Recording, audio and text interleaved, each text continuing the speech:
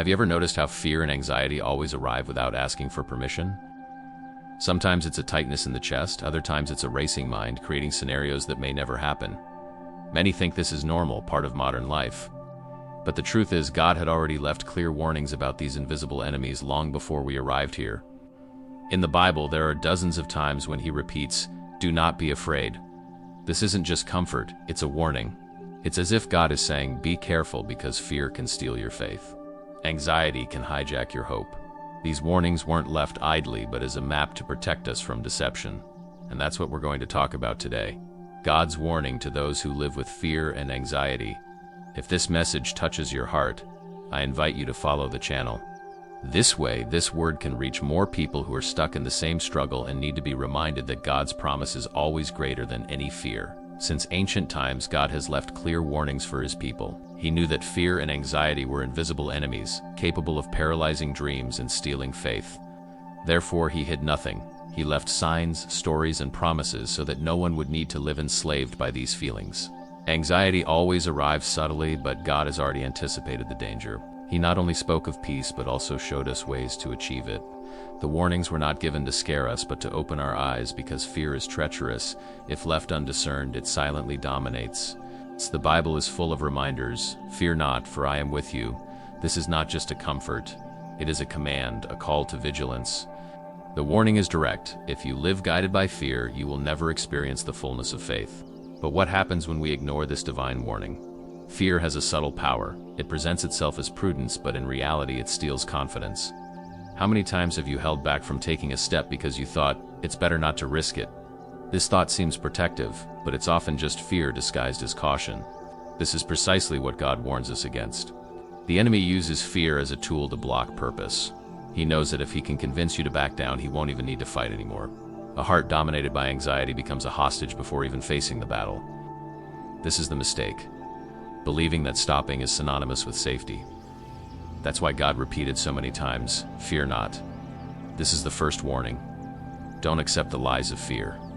The Lord doesn't promise an absence of challenges, but guarantees His presence at every step. And the question is, how long will you allow fear to decide your path instead of faith? Jesus was blunt. Do not worry about tomorrow, for tomorrow will worry about itself. This is a warning many ignore.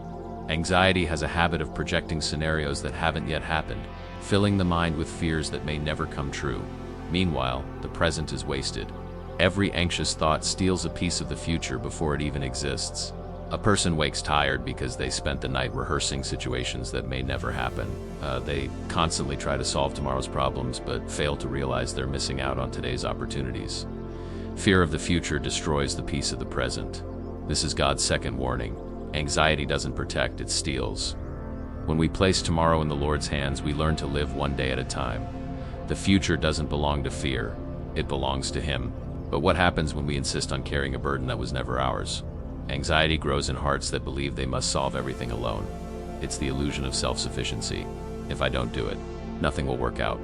This weight becomes unbearable because it's placed on human shoulders, when it should be in divine hands. God warns us against this deception, because He knows that self-sufficiency leads to exhaustion. An anxious heart doesn't trust the Father's care.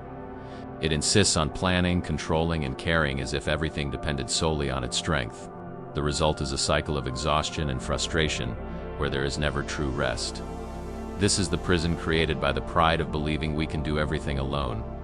The Bible teaches, trust in the Lord with all your heart, and lean not on your own understanding. This is the third warning. Don't fall into the trap of self-sufficiency. Fear grows when you rely only on yourself, but faith blossoms when you learn to depend. Have you been trusting more in your own strength or in God's faithfulness? Fear rarely starts out big. It grows as a small, almost imperceptible root, but if left untreated, it grows and takes over the entire heart. This root can come from past experiences, from words that left their mark, from failures that left scars. It's invisible to the eye, but deeply real in the soul. God's warning is clear. Don't allow fear to take root, because what isn't addressed initially will later grow into a tree that's difficult to uproot. A heart that harbors small worries today may be living in a complete prison of anxiety tomorrow. What seems simple becomes gigantic. The Bible reminds us, do not give the devil a foothold.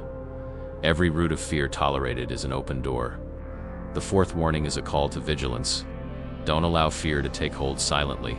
Identify it early, uproot it early, and replace it with faith. The question is, have you been allowing this root to grow in hidden areas of your life? Many believe that keeping everything to themselves is a sign of strength, but the truth is that silence fuels anxiety. People keep quiet for fear of being judged, out of shame, or because they think no one will understand. Meanwhile, their hearts grow sick in secret, and the weight becomes increasingly unbearable. Silence is the breeding ground for fear. It prevents light from entering, help from arriving, and healing from beginning. Anxiety grows stronger in dark environments where there is no confession or seeking help. Therefore, God warns us, do not remain silent in the face of what is destroying you from within. The Bible sets the example. When I kept silent, my bones wasted away through my groaning. The fifth warning is direct. Silence doesn't protect. It makes us sick. Speaking out exposes the enemy, opening space for God and the right people to help us along the way. But what happens when we choose to continue hiding rather than surrendering? Even when the mouth is silent, the body speaks. Anxiety doesn't just stay in the mind. It finds ways to manifest itself physically. It's a racing heart for no apparent reason, a churning stomach, shortness of breath, insomnia. Many call them everyday symptoms, but in reality they are signs that the soul is crying out for help. God warns us not to ignore these messages. The body reveals what the heart hides. The problem isn't feeling these signals, but getting used to living with them as if they were normal. This normalization is dangerous because it allows anxiety to become part of the routine without being confronted. The Bible teaches a cheerful heart makes the face cheerful, but by sorrow of the heart the spirit is crushed. The sixth warning is clear. Do not neglect the signs of the body, for they reveal the battle of the soul. But what happens when we only treat the symptoms and forget the root cause? An anxious mind never rests. It creates scenarios, repeats dialogues, imagines dangers that don't even exist. It's like a wheel that spins endlessly, wasting energy without getting anywhere. This constant state of alert seems protective, but in reality it only wears you down and steals your peace. God warns us about this acceleration because he knows it weakens faith. When the mind races out of control, there's no room to hear his voice. The internal noise becomes so loud that it silences hope and fuels fear even more. This cycle must be broken, or anxiety will take over. The Bible advises, be sober and vigilant. A racing mind is not vigilance, it's imprisonment. The seventh warning is, don't let your thoughts dominate you. True rest comes when we surrender even our minds to the Lord. But how can we learn to slow down when everything inside screams hurry? Anxiety has a way of masquerading as productivity. People are always busy, always rushing, always with something to do. On the outside, it looks like discipline and responsibility. On the inside, it's just fear disguised as movement, an attempt to control life so as not to be surprised. This excess activity doesn't bring satisfaction. On the contrary, the more you do, the emptier you feel. It's as if your mind says, if I stay busy, I won't have time to think about my fears. But your heart knows that when the rush stops, the weight returns even stronger. It's a cycle of exhaustion. God's warning is clear. It is useless to rise early and stay up late, eating the bread you have labored to eat, for he gives to his beloved in sleep. The eighth warning shows that productivity is not synonymous with peace. But what happens when a person finally discovers that working tirelessly doesn't resolve fear? Anxiety deceives when it tells you that if you control everything, you'll finally find peace. So you plan every detail, review every possibility, and try to anticipate every unforeseen event. But life doesn't follow human schemes, and all it takes is for something to go wrong for everything to fall apart. Control becomes a prison. This desire to hold everything in one's hands seems prudent, but it's actually fear. The soul that doesn't rest and trust in God lives wearily trying to predict what it can't predict. It's like carrying water in one's hands. The more force you exert, the faster it flows.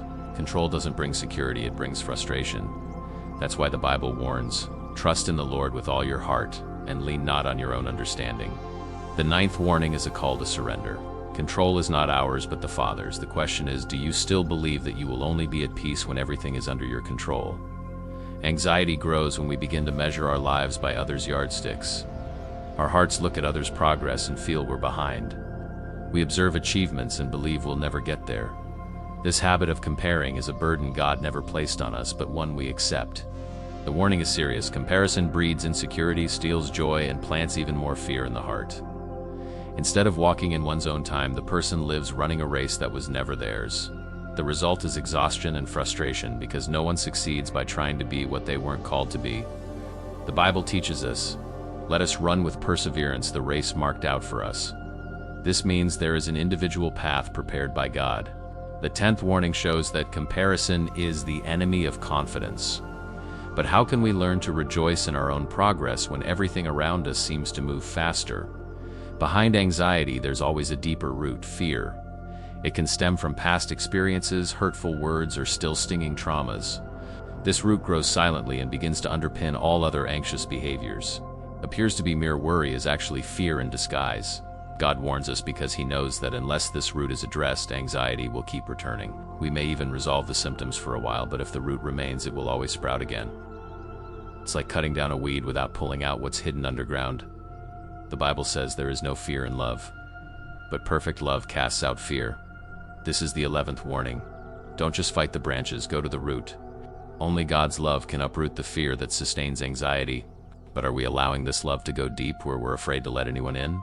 Anxiety also grows stronger when we believe the lie that we need to be strong all the time.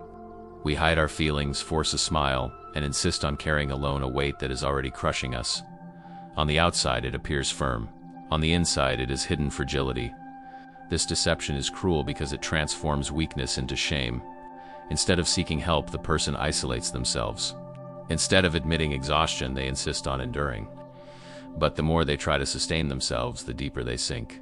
Human effort without God's presence does not bring peace, only exhaustion. That's why the biblical warning is so clear. When I am weak, then I am strong.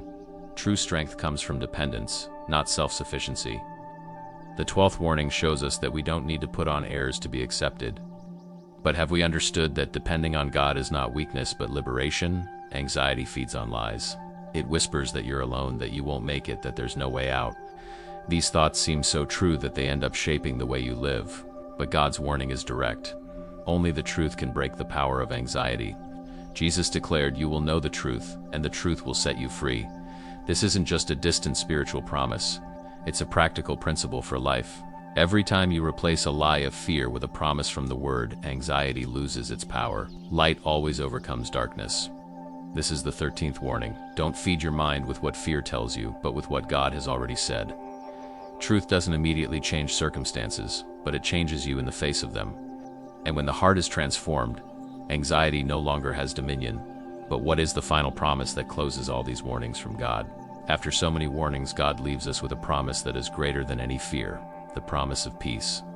It is not a superficial peace, like that which the world offers, based on favorable circumstances. It is a peace that surpasses all understanding, capable of guarding the mind and heart even in the midst of the greatest storms.